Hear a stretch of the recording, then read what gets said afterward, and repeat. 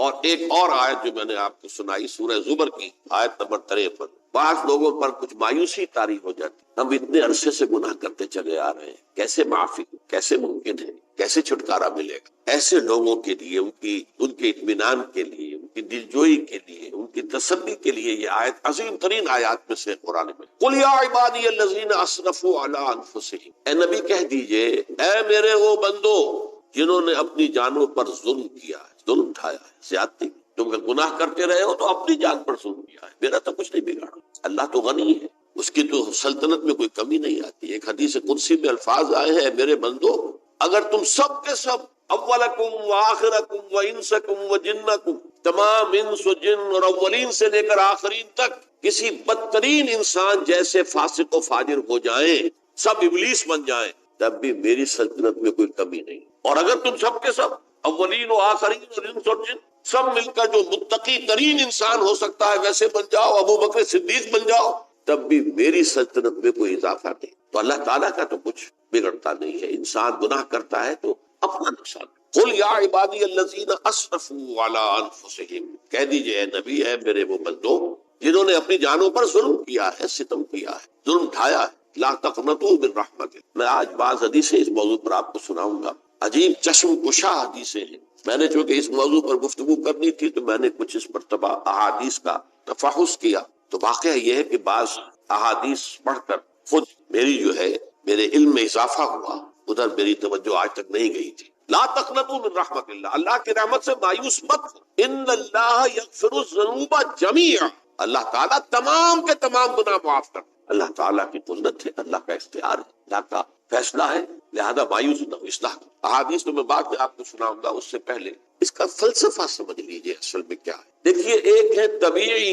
اعمال، فزیکل، ان کا ہم دنیا میں اصول یہ دیکھتے ہیں کہ اس کے نتائج لازم ہیں اور ان سے چھٹکارا نہیں مل سکتا۔ آپ نے سنکھیا کھایا ہے تو مریں گے، چائے کھانے کے بعد آپ نے خودکشی کا ارادہ کیا، سنکھیا کھا لیا، اب چاہے آپ پر ندامت ہو، پشیمانی ہو، پریشانی ہو، توبہ کریں، آپ بچنے کا کوئی سوال نہیں، مرنا ہی مرنا۔ اتنا یہ کہ اللہ تعالیٰ جو ہے اپنی معجزانہ کسی قدرت سے اس عمل کا جو طبعی نتیجہ ہے اس کو نکلنے سے روک۔ آگ کی فطرت ہے کہ وہ جلاتی ہے، اللہ کے حکم کے تحت حضرت ابراہیم کو اس نے نہیں جلایا، یا نار کونی بردن وسلام علی ابراہیم، لیکن یہ ہمیشہ نہیں ہوتا، یہ تو ایک دفعہ ہو گیا بس۔ اللہ جب چاہے اب بھی کر سکتا ہے، لیکن یہ روز روز نہیں ہوتا۔ روز روز جو بھی فزیکل لاز ہیں وہ چلتے ہیں، اگر وہ نہ چلے تو کوئی سائنس پاسبل ہی نہ ہو، کوئی ٹیکنالوجی ممکن ہی نہ ہو۔ یہ تو ان فزیکل کیمیکل لاز جو ہے ان کا دوام ہے کہ جس کی وجہ سے یہ ساری سائنس اور ٹیکنالوجی اب کہاں سے کہاں پہنچ رہی ہے کہ عروج آدم خاکی سے انجم سہمے جاتے ہیں کہ یہ ٹوٹا ہوا تارا کہیں بہی کا عامل نہ بن جائے۔ تو یہ توبہ جو ہے فزیکل اعمال میں مفید نہیں ہے، چاہے آپ پر یہ احساس میں کیا کر بیٹھا، کیا میں نے کیا، کیوں میں نے کھا لیا یہ سن کیا، تو توبہ اثر کر۔ جو اخلاقی اعمال ہیں ان کا قانون یہ نہیں ہے، اخلاقی اعمال کے نتائج ختم ہو جاتے ہیں توبہ کے ساتھ۔ یہ ایک بہت بڑا قانون، بہت بڑا قانون۔ ایسا نہیں ہے کہ کسی گناہ سے انسان کی فطرت میں کوئی ایسی مستقل کجی واقع ہو جائے کہ جس کی اصلاح کی کوئی صورت ہی نہ ہو، یہ نہیں۔ بڑے سے بڑے توبہ کرو، خلوص دل سے کرو، جو اس کے اصول ہیں، جو اس کے قواعد ہیں، جو اس کے ضوابط ہیں، جو اس کی شرائط ہیں، ان کو پورا کرو۔ تو بڑے سے بڑے، برے سے برے اعمال، میں حدیثیں آج آپ کو سناؤں گا، حیران، کیونکہ عام طور پر یہی ہوتا ہے کہ مباحث میں چونکہ لوگوں کو اصلاح کی ترغیب دلانی ہوتی ہے تو وہ جو انذار کا پہلو ہے اسے زیادہ نمایاں کیا ہے۔ اللہ کی طرف سے شدید ذو انتقام، اللہ انتقام دینے، اللہ سزا دینے والا، لیکن یہ دوسرا پہلو جو ہے وہ بھی اپنی جگہ پر بہت اہمیت کا کہ طبیعی اعمال کے نتائج اور عواقب اور اخلاقی اعمال کے نتائج و عواقب یہ ایک جیسے نہیں۔ اب اس معاملے میں تاریخ مذاہب عالم میں جو بہت بڑی غلطی ہوئی، تورات میں حضرت آدم اور حوا علیہ السلام سے جو غلطی اور خطا ہو گئی تھی، آپ اندازہ کیجئے کیا مقام اللہ نے عطا کیا تھا، سارے فرشتوں کو ان کے سامنے سجدہ کروا دیا تھا، اور ایک ہی حکم تو دیا تھا نا کہ اس درخت کے قریب نہ جانا، اور تو ابھی کوئی شریعت نہیں تھی، کوئی لمبے چوڑے احکام نہیں تھے، کھاؤ جہاں سے چاہو، اس ایک درخت کے پیچھے پاس نہ جانا، وَلَا تَقْرَبَا هَٰذِهِ الشَّجَرَةَ فَتَكُونَا مِنَ الظَّالِمِينَ، اور وہی کام کر بیٹھے حضرت آدم اور حضرت حوا علیہ السلام۔ کتنا بڑا گناہ، کتنا بڑا، لیکن قرآن نے وضاحت کر دی کہ آدم نے توبہ کی، اللہ نے معاف کر دی، اللہ تعالیٰ سے کلمات سیکھے، ندامت دل میں پیدا ہو گئی حضرت آدم، لیکن الفاظ نہیں تھے کن الفاظ میں اللہ سے معافی مانگ، اسے خطا ہو گئی، بہت بڑی غلطی ہوئی، وہ الفاظ بھی اللہ نے سکھائے، فتلقى آدم من ربہ کلمات، یہ ہے جس میں کہ وہ علامہ اقبال کا ایک شعر ہے ان کے نوجوانی کے دور کا، جس پر میں بھول رہا ہوں کہ داغ دہلوی تھے یا کوئی اور تھے کہ جنہوں نے علامہ سے کہا تھا میاں اس عمر میں، اور یہ شعر اس بڑی محفل میں بات آئی تھی کہ موتی سمجھ کے شان کریمی نے چن لیے قطرے جو تھے میرے عرق انفعال کے، انفعال کہتے ہیں عربی میں پشیمانی، شرمندگی، اور عام طور پر جب کسی انسان پر پشیمانی اور شرمندگی طاری ہوتی ہے تو پیشانی جو ہے اس پر کچھ پسینہ سا آتا ہے، تو قطرے جو تھے میرے عرق انفعال کے موتی سمجھ کے شان کریمی نے چن لیے، اللہ کے نگاہ میں ان کی اتنی قیمت، ان کی اتنی وقت میرے بندے نے پشیمانی اختیار کی ہے اپنے اس غلط کام کے اوپر، اسے رنج اور افسوس ہو رہا ہے، تو اللہ کی نگاہ میں اس کی یہ عظمت ہے، یہ قدرت۔ تو اللہ تعالیٰ نے جب حضرت آدم کے دل میں وہ پشیمانی پیدا ہو گئی تو الفاظ نہیں تھے، کن الفاظ میں؟ ہم کہتے ہیں نا کہ مجھے سمجھ نہیں آ رہا کہ میں کس منہ سے آپ سے بات کروں، میری یہ حیثیت نہیں ہے، میں کن الفاظ میں اپنی جو ہے خطا کا اعتراف، تو اللہ نے وہ کلمات خود سکھا دیے، فتلقى آدم من ربہ کلمات فتاب علیہ انہ هو التواب الرحیم۔ یہ چیز کہیں تورات جب دوبارہ مرتب ہوئی ہے تو وہ نکل گئی، اس میں رہ گئی، باقی اس میں شامل نہیں۔ یہ تاریخی اعتبار سے جان لیجئے، تورات جو ہے وہ آج سے 2500 بلکہ 2600 برس قبل سے دنیا سے غائب۔ یہ تورات کا جو نسخہ تھا یروشلم میں 587 قبل مسیح میں جب نبوکدنضر نے، شاید آج کل آپ دیکھ رہے ہوں یہ عراق کی جنگ میں عراق کے جو خاص ڈویژنز ہیں عراقیوں کے، ریپبلکن گارڈز کے، ان میں سے ایک کا نام جو ہے وہ نبوکدنضر ڈویژن، ایک کا حمورابی ڈویژن ہے۔ حمورابی جو ہے عراق کا بہت پرانا بادشاہ تھا اور تاریخ انسانی میں سب سے پہلا قانون اس نے مرتب، حمورابی، یہ بہت پرانی تہذیب ہے، دنیا کی غالباً سب سے زیادہ اینشنٹ تہذیب جو ہے وہ عراق میں ہے، حضرت ابراہیم یہیں پیدا ہوئے شہر عور میں۔ تو نبوکدنضر نے جب تباہ کیا تھا یروشلم کو، 6 لاکھ آدمیوں کو قتل کیا اور 6 لاکھ کو قیدی بنا کر لے گیا بیبیلونیا، بابل کا لفظ بھی آج کل آ رہا ہے، کسی زمانے میں وہ عظیم شہر تھا دنیا کا، وہ معمولی سا شہر رہ گیا ہے، نئے شہر بڑھ گئے۔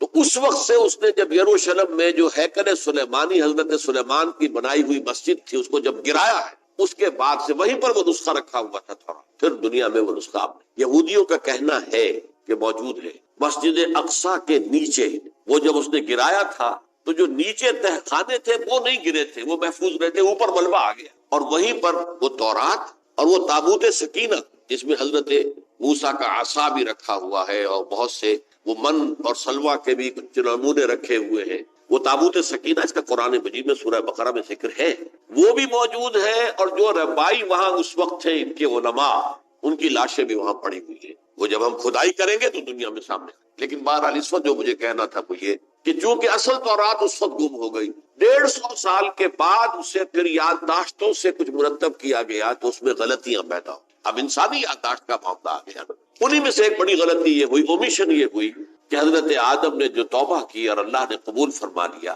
اس کا ذکر اس میں نہیں۔ اس سے نتیجہ عیسائیوں نے کیا اختیار کیا کہ وہ اوریجنل سن کہتے ہیں اسے، وہ جو ابتدائی گناہ تھا عظیم جو ہمارے جد امجد آدم سے سرزد ہوا تھا، اس گناہ کا اثر جو بھی بچہ نسل آدم میں پیدا ہوتا ہے وہ لے کر آتا ہے۔ یہ زمین و آسمان کا فرق ہے۔ اسلام کے نزدیک ہر بچہ جو پیدا ہوتا ہے وہ معصوم ہے بلکہ مسلم ہے، کل مولود یولد علی الفطرہ، جو بھی بچہ پیدا ہوتا ہے وہ فطرت اسلام پر پیدا ہوتا ہے۔ وَأَبَوَاهُ يُهَوِّدَانِهِ أَوْ يُمَجِّسَانِهِ أَوْ يُنَصِّرَانِهِ، یہ تو والدین ہیں اس کے جو اسے مجوسی یا عیسائی یا یہودی بنا لیتے ہیں، ورنہ وہ تو مسلمان ہوتا ہے، فطرت کی کلین سلیٹ لے کر آتا۔ عیسائیت کہتی ہے ہر انسان جو پیدا ہوتا ہے بنیادی طور پر گناہگار ہے، اپنے جد امجد کے گناہ کا بوجھ لے کر آ رہا۔ اب اس کا علاج انہوں نے پھر کیا تجویز کیا، یہ ہے کہ ایک غلطی پر دوسری غلطی اور دوسری پر تیسری غلطی، خشت اول چون حد بیمار کج تاثریہ بھی ربط دیوار کا۔ اب اللہ نے جب دیکھا اب تو ہر بندہ جو ہے آدم کی اولاد کا بنیادی طور پر پیدائشی طور پر گناہگار ہے، تو اب کیا کیا جائے؟ تو اللہ نے اپنا اکلوتا بیٹا، صلبی بیٹا مسیح یسوع اسے زمین پر بھیجا۔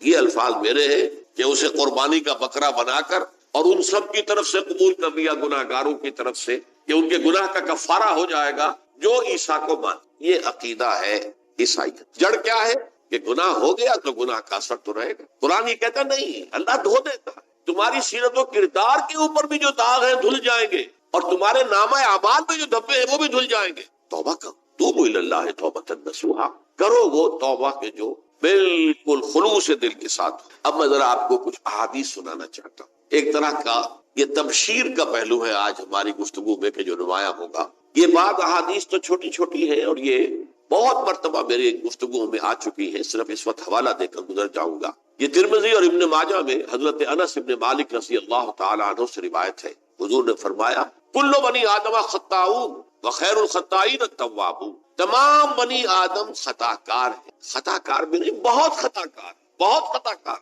لیکن ان خطا کاروں میں بہتر لوگ وہ ہیں کہ جو خوب توبہ کرتے ہیں. غلطی ہو گئی توبہ کر. اور ایک اور حدیث میں آپ کو بتاؤں گا کہ یہ نہیں ہے کہ پھر کبھی وہ غلطی نہ ہو. اس وقت آپ یہ لگا لیں اپنے اوپر یہ کام میں نے نہیں کرنا اور ایک دفعہ وہ کام چھوڑ دیں تو توبہ ہو گئی. پھر اگر کچھ عرصے کے بعد پھر کہیں آپ جذبات کی رو میں بہ گئے، پھر کہیں کوئی برے اثرات جو ہے وہ پڑے، پھر غلطی کوئی بات نہیں، پھر ہو گیا، پھر توبہ کر. تواب اسی لیے کا بار بار توبہ کر. تو کل بنی آدم خطاؤن وخیر الخطائین التواب. دوسری حدیث یہ بھی ابن ماجہ اور بہقی میں ہے، حضرت عبداللہ ابن مسعود رضی اللہ تعالی عنہ التائب من الذنب کمن لا ذنب له. گناہ سے توبہ کرنے والا ایسے ہے جیسے اس نے کبھی گناہ کیا ہی. دھل جاتی ہے، تختی دھل گئی. بچے نے تختی لکھی تھی اس کو دھو دیا، ختم ہو گیا. ایک حدیث تو پڑھ کر میں بھی چونکا. یہ اصل میں اسلوب ہے بیان کا، بتانے کے لیے کہ تمہارے دلوں کے اندر مایوسی کا غلبہ نہ. مایوس اصل میں جو ہے مایوسی یہ ابلیسیت ہے. نوٹ کر لیجئے اس کو. مایوسی ابلیسیت کی کا عکس.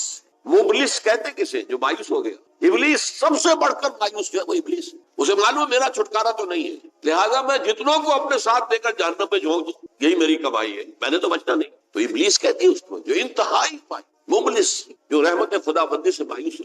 اب اس کو دور کرنے کے لیے حدیث سنیے، اور یہ حدیث مسلم شریف کی ہے، صحیحین کے حضرت ابو ہریرہ سے. حضور فرماتے ہیں والذی نفسی بیدہ، قسم ہے اس ذات کی جس کے ہاتھ میں میری جان ہے، لو لم تذنبوا، اگر تم لوگ گناہ نہ کرتے، لذهب اللہ بکم، تو اللہ تعالیٰ تمہیں لے جاتا کہیں اور، ولجاء بقوم یذنبون، اور پھر کسی ایسی مخلوق کو پیدا کرتا ہے جو گناہ کرتے، فیستغفروا اللہ، اور پھر وہ اللہ سے استغفار کرتے اور توبہ کرتے، فیغفر لہم، اور اللہ تعالیٰ انہیں معاف کرے. تو میں نے عرض کیا کہ یہ بعض چیزیں ہوتی ہے کہ جن کا واقع سے کوئی تعلق نہیں ہوتا، لیکن ایک زور بیان کے لیے، ایک بات کو ایمفیسائز کرنے کے، جیسے قرآن مجید میں آتا ہے، اے نبی کہہ دو ان کان للرحمن ولد فانا اول العابدین، اگر اللہ کا کوئی بیٹا ہو تو میں سب سے پہلے میں اس کو پوجوں گا. جب میں اللہ کو پوجتا ہوں تو اللہ کا اگر کوئی بیٹا ہوتا تو کیا میں اسے نہ پوچھتا؟ لیکن نہیں ہے.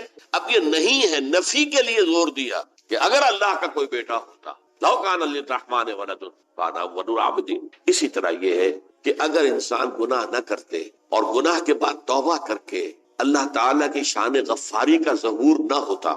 یہ بھی ایک عجیب فلسفے کی بات ہے. اللہ نے یہ کائنات کیوں پیدا کی؟ قرآن مجید میں اس کو براہ راست ایڈریس نہیں کیا گیا اس مسئلے، میرے علم کی حد تک. ہو سکتا ہے کہیں بہت خفی انداز میں ہو اور ابھی تک میری نگاہ سے بھی جو ہے وہ چھپا رہ گیا. ہو سکتا قرآن مجید کے غامض نکات ایسے ہو سکتے. کوئی شخص، میں تو کہتا ہوں کہ اگر کوئی شخص کہتا ہے، میرے بارے میں ایک عالم دین نے کہہ دیا تھا کہ اسے قرآن پر بڑا عبور حاصل ہے، تو میں نے انہیں پیغام پہنچایا، جن صاحب نے مجھے ان کا یہ جملہ سنایا تھا کہ آپ نے قرآن کی توہین کی. قرآن پر عبور کسی انسان کو نہیں. عبور کا مفہوم کیا ہے؟ دریا کے دو کنارے ہیں، آپ اس کنارے سے اس کنارے چلے گئے تو آپ نے عبور کیا. دریا قرآن کے کنارے ہے ہی نہیں، لا پیدا کنار.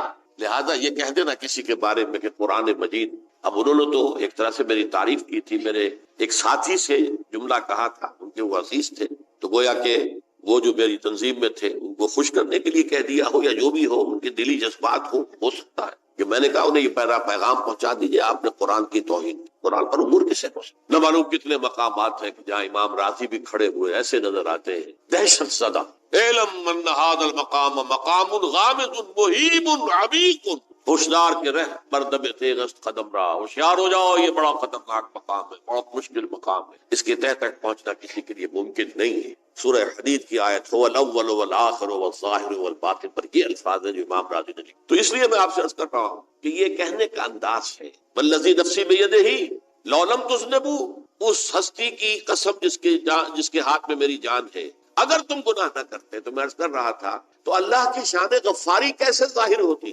اللہ نے کائنات کیوں پیدا کی؟ کنت کنزا مخفیا فاحببت ان اعرف فخلقت الخلق. محدثین کرام اگرچہ اس حدیث کی سند کو پختہ نہیں مانتے، لیکن اکثر مفسرین نے اس کو تسلیم کیا ہے، علامہ آلوسی نے تسلیم کیا کہ میں ایک چھپے ہوئے خزانے کے مانند تھا. اب خزانہ کہیں پڑا ہے، اس کا کیا حاصل کیا ہے؟ وہ تو کہیں کھلے، کسی کے پاس جائے، کوئی اس سے فائدہ اٹھائے تب تو فائدہ ہوا نا. تو کن تو کنزن مخفیًا، میرے اندر طاقت تھی، قوت تھی، خلاقی تھی، میری شان ساری میرے اندر ہی اندر تھی نا. کن تو کنزن مخفیًا فاحببت ان اعرف، تو میں نے یہ چاہا کہ مجھے پہچانا جائے. فخلقت الخلق، تو میں نے خلق کی تخلیق. اب مجھے پہچانو اس کائنات کے ذریعے سے، یہ میری تخلیق ہے، آؤ دیکھو. ایک مصور اپنی تصویروں کی نمائش لگا، دیکھو میرے شاہکار، آؤ دیکھو، یہ میرے فن کے کمال کے نمونے، آؤ دیکھو. تو یہ ہے سب، دیکھو زمین آسمان. ان فی خلق السماوات والارض واختلاف اللیل والنہار والفلک التی تجری فی البحر بما ينفع الناس وما انزل اللہ من السماء من ماء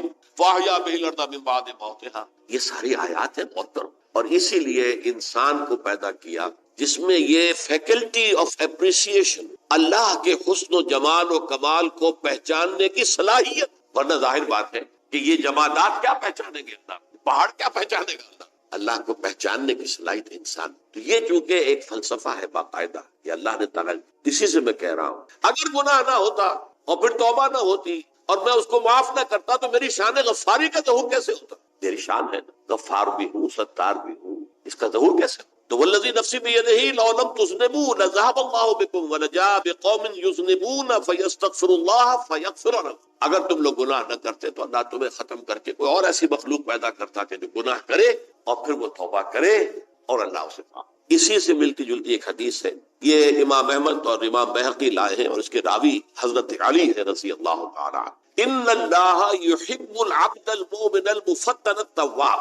اللہ تعالیٰ کو بہت محبت ہے، یحب. اب دیکھیے ایک طرف وہ آیات ذہن میں لائیے، اللہ تعالیٰ کن سے محبت کرتا ہے؟ واللہ یحب المحسنین. یا وہ لوگ ان اللہ یحب الذین یقاتلون فی سبیلہ صفا کانہم بنیان مرصوص. اللہ محبت کرتا ہے اپنے ان بندوں سے جو اس کی راہ میں جنگ کرتے ہیں صفے باندھ کر، گویا سیسا پلائی ہوئی دیوار ہے. یہ ہے مثبت کام، نیک کام، محسنین، اللہ کی راہ میں قتال کرنے والے. یہاں اس کے برعکس کہا جا رہا ان اللہ یحب، اللہ تعالیٰ محبت کرتا ہے اپنے اس بندے سے، العبد المومن، جو مومن ہو. اس کی ایک اور بڑی پیاری حدیث آئے گی، المفتن التواب، جو بہت فتنوں میں مبتلا ہو جاتا ہو اور پھر بہت توبہ کرتا ہو. مفتن التواب، لیکن ساتھ ہی پلٹتا ہو، رجوع کرتا ہو، پھر اللہ کے حضور میں حاضر ہوتا ہو، پھر معافی مانگتا ہو. اللہ تعالیٰ کو اپنا ایسا بندہ بہت پسند. اب میں کچھ اور حدیثیں آپ کو سنا رہا ہوں. توبہ کا دروازہ دو اعتبارات سے کہا گیا ہے کہ ایک وقت آنے پر بند. ایک حدیث کے تو الفاظ میں نوٹ کر کے نہیں لایا ہوں کہ اللہ تعالیٰ نے توبہ کا ایک دروازہ اتنا چوڑا کھلا رکھا ہوا ہے کہ جس کو عبور کرنا جو ہے وہ سال ہر سال میں ممکن ہو، اور یہ بند نہیں ہوتا جب تک کہ سورج مغرب سے طلوع نہ ہو جائے. یہ قیامت کی جو آخری، قریب قیامت کی جو آخری نشانیاں ہیں ان میں سے وہی حدیث میں آپ کو سنا رہا ہوں. عن ابی ہریرہ رضی اللہ تعالی عنہ، اور یہ مسلم شریف کی روایت ہے، من تاب قبل ان تطلع الشمس من مغربها تاب اللہ علیہ. سورج کے مغرب سے طلوع ہونے سے قبل تک جو لوگ توبہ کریں گے اللہ تعالیٰ ان کی توبہ قبول کر لے. البتہ جب وہ قیامت کی وہ نشانی ظاہر ہو جائے کہ سورج مغرب سے طلوع ہو رہا ہے، اب دروازہ توبہ کا. اب اس کے بعد اگر توبہ کوئی کرتا ہے تو اللہ تعالیٰ اس کی توبہ کو قبول نہیں کرے. یہ تو اجتماعی سطح پر ہوئی. انفرادی سطح پر عن عبداللہ ابن عمر رضی اللہ تعالی عنہما عن النبی صلی اللہ علیہ وسلم قال ان اللہ عز وجل یقبل توبۃ العبد ما لم یغرغر. یہ ترمذی میں ہے حضرت عبداللہ ابن عمر رضی اللہ تعالی عنہما سے کہ اللہ تعالیٰ اپنے بندے کی توبہ قبول کرتا ہے جب تک کہ وہ، جسے ہم کہتے ہیں گھنگرو نہ بولنے لگے حلق کے اندر، جبکہ نزع، عالم نزع ہو اور جان جو ہے وہ آ کر پھر یہاں اٹکتی ہے، تو اس وقت تک دروازہ کھلا ہے توبہ. لیکن جب یہ شکل ہو گئی تو دروازہ بند. یہ انفرادی سطح پر ہو گیا. جب آپ کے موت کے آثار اتنے واضح ہو گئے کہ اب جا رہے ہیں، اب توبہ کریں گے تو توبہ قبول نہیں. اجتماعی سطح پر جب قیامت جو ہے اس کی وہ گھڑی آ گئی کہ سورج مغرب سے طلوع ہو گیا، اب توبہ کا دروازہ بند. ایک اور حدیث ہے جو میں نے بہت مرتبہ اس کا ترجمہ تو آپ کو بہت دفعہ سنایا ہے، آج میں چاہتا ہوں اس کو پورے متن کے ساتھ آپ کے سامنے رکھوں. یہ حضرت انس بن مالک رضی اللہ تعالیٰ عنہ سے مروی روایت ہے جو حضور کے خادم خاص تھے، اور یہ متفق علیہ بھی ہے، یعنی بخاری میں بھی ہے، مسلم میں بھی، لیکن تھوڑا سا فرق ہے الفاظ کا. تو جو مسلم شریف کی روایت ہے اس کے الفاظ کیا ہے؟ للہ اشد فرحا بتوبۃ عبدہ حین یتوب الیہ. جان لو اللہ تعالیٰ کو زیادہ خوشی ہوتی ہے اپنے کسی گناہ گار بندے کی توبہ سے جبکہ وہ توبہ کرتا ہے، کس سے زیادہ ہوتی ہے؟ اس کی ایک تمثیل تھی، من احدکم، ایک ایسے شخص سے بھی زیادہ بڑھ کر خوشی ہوتی ہے، کان علی راحلتہ بارض الفلات، کہ جو بہت ہی دور دراز کے اور سنسان علاقے میں سفر کر رہا تھا، فانتہرفت منہ، اس کی سواری جو ہے گم ہو گئی، وعلیہا طعامہ وشرابہ، اسی پر اس کا کھانا بھی تھا اور پانی بھی تھا، اونٹنی پر سفر کر رہا تھا، اسی پر ہوتا ہے راحلہ جو ہے راستے کا سامان، اچانک کہیں بیٹھا ہے تھوڑی دیر کے لیے سستانے کے لیے، کہیں اونگ آ گئی اور اونٹنی صاحب آئی، اب آنکھ کھلی اور اس نے دیکھا، فَأَيَّسَ مِنْ، تلاش کر کر کے مایوس ہو گیا، کہیں اونٹنی کا سراغ۔ اب ظاہر بات ہے کسی صحرا میں یہ کیفیت، اس کا مطلب کیا ہے؟ یقینی موت۔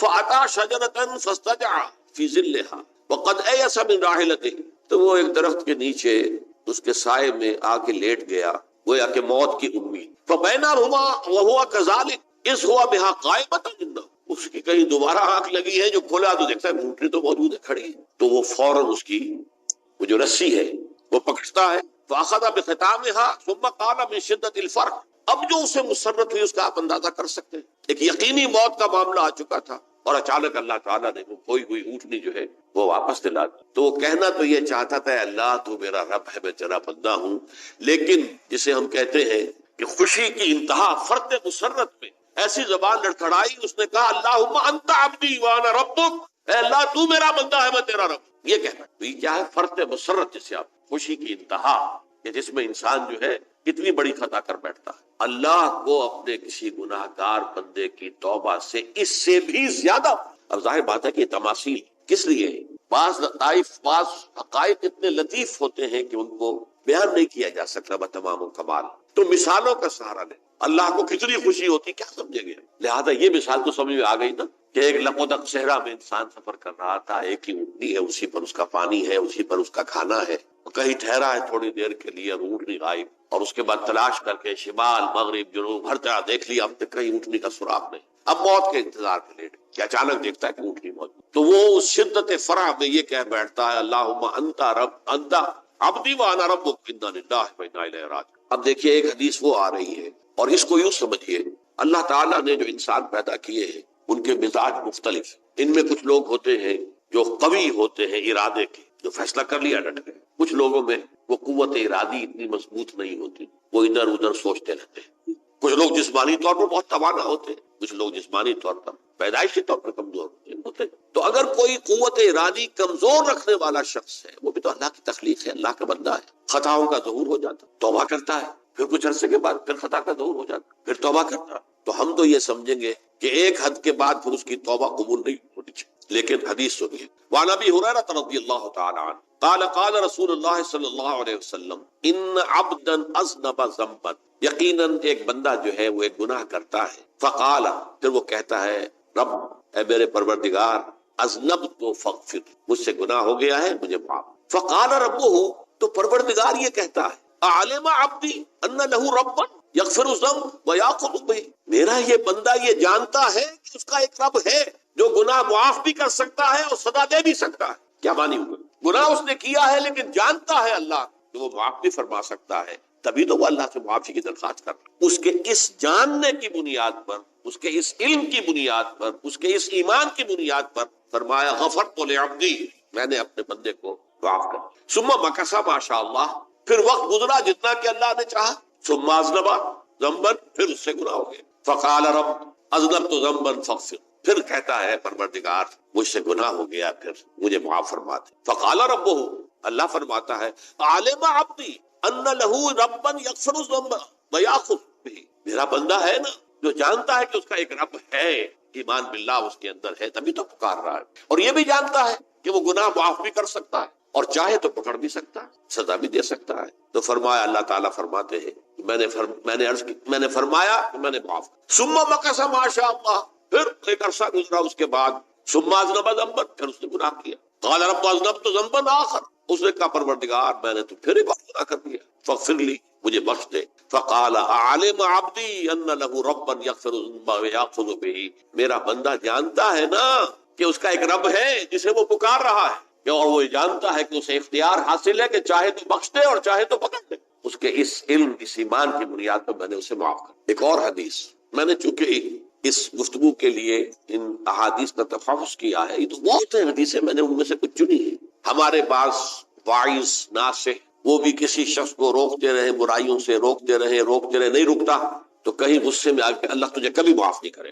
یہ کتنا بڑا جرم ہے، اس کا اندازہ کیجئے. اس حدیث سے تو میرے بندے کو میری رحمت سے مایوس کر رہے ہیں، کتنا بڑا جرم ہے، اس کا اندازہ کیجئے. یہ مسلم شریف کی روایت ہے عن جندب، حضرت جندب رضی اللہ تعالی عنہ سے، ان رسول اللہ صلی اللہ علیہ وسلم حدث، کہ اللہ کے رسول صلی اللہ علیہ وسلم نے ایک واقعہ بیان کیا. ان رجلا قال، کہ ایک شخص نے یہ کہا، واللہ لا یغفر اللہ لفلان، کہ خدا کی قسم اللہ تعالیٰ فلاں شخص کو کبھی معاف نہیں کرے. وان اللہ تعالی قال، اس پر اللہ تعالیٰ نے یہ فرمایا، من ذا الذی یتعالی علیہ، یہ کون ہے جو میرے اوپر حکومت کرنے والا آ گیا، جو میری طرف سے حکم لگا رہا کہ میں کبھی معاف نہیں کروں گا. من ذا الذی، کون ہے وہ شخص، الذی یتعالی علیہ انی لا اغفر لفلان، کہ میں فلاں شخص کو کبھی معاف نہیں کروں گا. قد غفرت لفلان، اس کو تو میں نے معاف کر دیا. واحبطت عملہ، اس شخص کے تمام اعمال میں نے ضائع کر دیے کہ تم نے میرے بندے کو مایوس کیا. یہ ہے جرم کی انتہا. تو توبہ کی دعوت دیتے رہو، توبہ کے لیے لوگوں کو آمادہ کرتے رہو، توبہ جو ہے اس کے لیے ترغیب دیتے رہو، اللہ تعالیٰ معاف فرمانے والا. اب آخری حدیث سنا رہا ہوں، یہ تو بہت ہی عجیب حدیث ہے اور متفق علیہ، یہ بخاری اور مسلم دونوں میں. حضرت ابو سعید الخدری رضی اللہ تعالی عنہ جو ہے اس کے راوی، حضور نے فرمایا، کانا فی من کانا قبلکم رجل قتل 99 نفسا، تم سے پہلے جو امت تھی بنی اسرائیل کہ ان کا ذکر ہے، اس میں ایک آدمی ایسا تھا جس نے 99 قتل کیے. اب آپ اندازہ کیجئے کتنا بڑا گناہ کبیرہ ہے قتل. قرآن مجید میں آتا ہے وَكَأَنَّمَا قَتَلَ النَّاسَ جَمِيعًا، اگر ایک انسان کو بھی ناحق قتل کر دیا گیا تو یہ ایسی ہے گویا کہ اس نے پوری نوع انسانی کو قتل کر دیا. اس نے 99 قتل کی. فَهَلْ لَهُ مِن تَوْبَةٍ، پھر اس کے بعد یہ ہوا کہ اس کے اندر توبہ کا جذبہ پیدا ہوا. فَسَأَلَ عَنْ أَعْلَمِ أَهْلِ الْأَرْضِ، تو اس نے پھر سوال کیا، لوگوں سے پوچھا کہ زمین میں رہنے والوں میں کون سب سے بڑا عالم ہے. فَدُلَّ عَلَى رَاهِبٍ، تو اسے بتایا گیا فلاں راہب فلاں جگہ پر ہے، وہ بہت نیک ہے، بڑا عالم. فَأَتَاهُ، وہ اس کے پاس آیا. فَقَالَ أَنَّهُ قَتَلَ 99 نَفْسًا فَهَلْ لَهُ مِن تَوْبَةٍ، انہوں نے کہا دیکھیے راہب صاحب، میں نے 99 انسان قتل کی، اب مجھے یہ بتائیے کہ میرے لیے توبہ کا کوئی امکان ہے. فقال لا، انہوں نے کہا نہیں. فقتلہ، اس نے اس کو بھی قتل کر دیا. فکمل بہ 100، اپنی سینچری مکمل کر لی، مطلب 99 کے بعد ایک ہی کسر تھی، اس کو بھی قتل کیا، 100 پورے کر لیے. ثم سأل عن عالم اہل الارض، پھر اس نے پوچھا کوئی اور کوئی بڑے عالم انسان ہو. فدل علی رجل عالم، پھر اس کی رہنمائی کی گئی ایک بڑے عالم شخص کی طرف. فقال انه قتل 100 نفس، تو اس نے وہاں جا کر کہا کہ میں 100 انسان ہلاک کر چکا ہوں، قتل کر چکا ہوں. فهل له من توبہ، میرے لیے توبہ کا کوئی امکان ہے.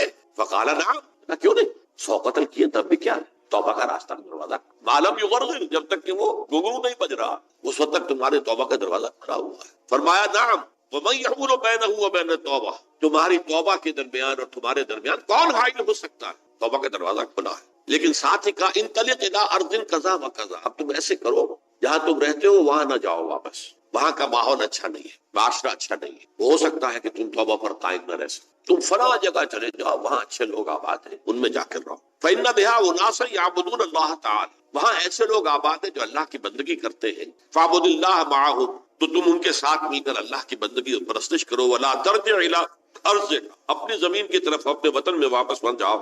فإنها ارض سوء، وہ بری جگہ ہے. فانطلقا، تو وہ چل پڑا، ہجرت کر رہا ہے، اس جگہ جا رہا ہے جہاں کا راہب نے بتایا تھا. حتی اذا نصف الطریق، جب آدھا راستہ اس نے پورا کر لیا، اتاہ الموت، موت آ گئی. فاختصمت فیہ ملائکۃ الرحمت و ملائکۃ العذاب، اب وہ جہنم کے فرشتے بھی آ گئے اس کی جان قبض کرنے کو اور جنت کے بھی آ گئے. فقالت ملائکۃ الرحمہ، رحمت والے جو فرشتے ہیں جنت والے، انہوں نے کہا جا تائبا مقبلا بقلبہ اللہ تعالی، یہ شخص توبہ کر کے اللہ تعالیٰ کی طرف ہجرت کر رہا تھا، اس لیے اس کی نیت کی بنیاد پر اب یہ جنتی ہے، لہذا اس کی روح ہم قبض. وقالت ملائکۃ العذاب، اور وہ جو عذاب والے فرشتے ہیں وہ کہیں گے انہ لم یعمل خیرا قط، تو نے توبہ کے بعد کوئی نیک عمل تو کیا ہی نہیں، تو کس بنیاد پر اس کو تم جنت میں لے جاؤ؟ اس کو تو دوزخ میں جانا چاہیے۔ فَأَتَاهُ مَلَكٌ فِي صُورَةٍ آدمی، تو ان کے پاس اللہ نے ایک اور فرشتے کو بھیج دیا، آدمی انسانی شکل کے اندر۔ فَجَعَلُوا بَيْنَهُمْ، تو ان فرشتوں نے کہا بھائی ہمارا فیصلہ کرا دو، اس کی روح ہم لینا چاہتے ہیں یا ہم لینا چاہتے ہیں، انہیں حکم بنا دیا۔ فَقَالَ قِيسُوا مَا بَيْنَ الْأَرْضَيْنِ فَإِلَىٰ أَيَّتِهِمَا كَانَ أَقْرَبُ، کہ تم فاصلہ ناپ لو جہاں سے وہ چلا ہے اور جہاں جا رہا تھا اور یہاں اس کی موت ہو رہی ہے، تو کون سا فاصلہ زیادہ ہے؟ جب ناپا گیا، بلکہ ایک حدیث میں آتا ہے کہ اس پر اللہ نے زمین کو جو ہے حکم دے دیا، ایک طرف والی زمین تو سکڑ جا، دوسری والی جو ہے تو پھیل جا، تاکہ وہ جو جدھر جو جا رہا تھا وہ زیادہ قریب ہو جائے بنسبت اس کے کہ جہاں سے چلا تھا۔ تو اس فیصلے پر پھر جو فرشتے تھے، جو کہ رحمت کے فرشتے تھے، وہ اس بندے کو لے گئے جنت۔ یہ ہے توبہ کی عظمت اور اس کی تاثیر۔ اب آئیے اجتماعی توبہ کا طریقہ کار جو میں نے بہرحال بیان کیا ہے۔ پہلے افراد توبہ کریں اور صحیح توبہ کریں۔ صحیح توبہ کیا ہے؟ ہماری زندگیوں میں کوئی حرام شے ہے فوراً نکال پا، ہماری معاشرت اور اس معاشرے میں رہتے ہوئے جو قانون ہے جس کے ہم پابند ہیں، ہم کسی زانی کو رجم نہیں کر سکتے، ناممکن ہے، یہ تو قانون ہی بنے گا تب ہوگا۔ ہم کسی چور کا ہاتھ نہیں کاٹ سکتے، تو قانون بنے گا تو ہوگا۔ تو ہم جن چیزوں پر عمل نہیں کر سکتے قانوناً، ان کے علاوہ باقی پوری شریعت جس پر عمل کیا جا سکتا اس پر عمل پیرا۔ سود میں بند نہیں کر سکتا، بینکوں کو میں آگ نہیں لگا سکتا، اور بینکوں کو آگ لگا دیں گے تبھی سود تو ختم نہیں ہو، لیکن یہ تو کر سکتا ہوں نا کہ براہ راست سود میں ملوث نہ ہوں، سود پر قرضہ لے کر اپنا کاروبار نہ چمکاؤں، نہ بڑھاؤں، سود پر قرضہ لے کر اپنے مکان نہ اونچا کروں، یہ تو کر سکتا ہوں۔ تو کم سے کم جو ڈائریکٹ کسی نے قانون نہیں بنایا کہ لازم ہے آپ پر کہ آپ سودی قرضہ لیں اور اپنی بلڈنگ عالی شان بنا دیں، کسی نے نہیں کی۔ یہ اگر کر رہے ہیں تو آپ مجرم ہیں۔ آپ کے معاشرے میں کوئی قانون نہیں بنا کہ پردہ ختم، برقع حرام، مثل یہ ترکی میں تو کر دیا گیا برقع حرام، وہاں تو سر کو اوپر جو ہے ڈھانپنا جو ہے، سکارف لینا بھی ممنوع ہے، یہاں تو نہیں ہے۔ پھر یہاں جنہوں نے چھوڑا ہے مجرم خود ہے۔ یہاں تو اللہ کا شکر ہے کوئی ایسا مصطفیٰ کمال پیدا آج تک نہیں ہوا ہے کہ جس نے ان چیزوں کا حکم دیا۔ ہاں ترغیب ہے، ذرائع ابلاغ کے ذریعے سے، فحاشی ہے، اریانی ہے، لیکن چوز آپ خود کرتے ہیں، فیصلے کا اختیار آپ کا اپنا۔ تو جن چیزوں کے اندر بھی گناہ سے بچنے کا امکان ہے اس کو عملاً ترک کیا جائے، اور نمبر 2 عزم مصمم کر لیا جائے کہ اللہ اب بقیہ زندگی جتنی بھی ہے اس میں اپنی توانائیاں، اپنی قوتیں، اپنی صلاحیتیں صرف کروں گا تیرے دین کی تبلیغ اور تیرے دین کے قائم کرنے کی جدوجہد۔ عزم مصمم۔ یہ لوگ اگر 14 کروڑ میں 14 لاکھ بھی ہو جائیں، بہرحال 2-4 کی توبہ کرنے سے ملک کی قسمت نہیں بدلتی۔ معتدل تعداد کے اندر جو ہے یہ لوگ اگر ایسے ہو جائیں